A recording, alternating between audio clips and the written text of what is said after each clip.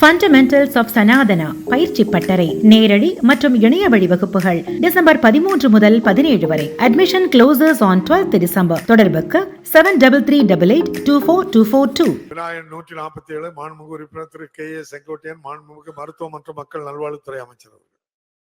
மாண்புமிகு பேரவைத் தலைவர் அவர்களே, ஈரோடு மாவட்டம் கோபிச்செட்டிப்பாளையம் தொகுதி பி. வெள்ளாப்பாளையம் கூடுதல் ஆரம்ப சுகாதார நிலையத்தில் போதுமான மருத்துவ உபகரணங்கள் வழங்கப்பட்டு நல்ல முறையில் செயல்பட்டு வருகிறது என்பதை மாண்புமிகு பேரவைத் தலைவர் அவர்களின் வாயிலாக மாண்புமிகு உறுப்பினர் அவர்களுக்கு தெரிவித்துக் கொள்கிறேன். மாண்புமிகு உறுப்பினர் செங்கோட்டையன். மாண்பு பேரவைத் தலைவர் அவர்களே, மாண்பு அமைச்சர் அவர்கள் குறிப்பிடுகிற போது எல்லா உபகரணமும் இருக்கிறதாக சொன்னார்கள். மகப்பேறு சிகிச்சை பெறுவதற்காக கிராமப்புறங்களில் இருக்க ஏழை எளிய மக்களுக்காக அவர்களுக்கு உரிய மருத்துவர், படுக்கை வசதிகள், உபகரணங்கள், அதே நேரத்தில் செவிலியர் போன்றவை அங்கே தேவைப்படுகிறது. அதை அரசு முன்னுரிமை வழங்கி வழங்குமா என்பதை உங்கள் மூலமாக அறிய விரும்புகிறேன். மாண்புமிகு அமைச்சர் அவர்கள். மாண்புமிகு பேரவைத் தலைவர் அவர்களே, பி. வெள்ளாப்பாளையம் ஆரம்ப சுகாதார நிலையம் என்பது 2 மருத்துவர்களை கொண்ட மருத்துவமனை.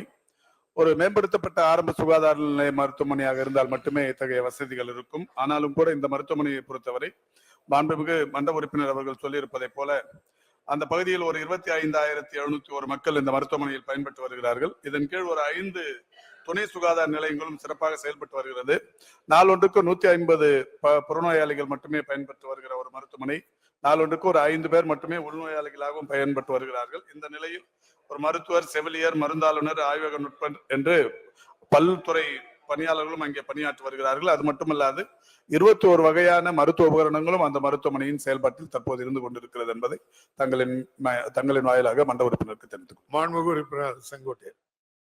மாண்பு பேரவைத் தலைவர் அவர்களே, கோபிச்செட்டிப்பாளையம் அரசு மருத்துவமனையை மாவட்ட தலைமை மருத்துவமனையாக மாற்றுகிற போதுதான் சுற்றுப்புறங்களில் இருக்கிற ஏறத்தாழ 150 கிலோமீட்டர் தொலைவில் இருக்கின்ற மக்கள் போக்குவரத்து நெரிசல் ஏற்படுகிற போது ஈரோட்டிற்கும் கோவைக்கு செல்ல முடியாத சூழ்நிலை.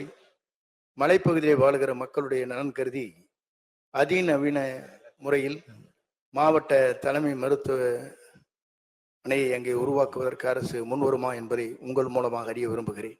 மாண்புமிகு அமைச்சர் அவர்கள்.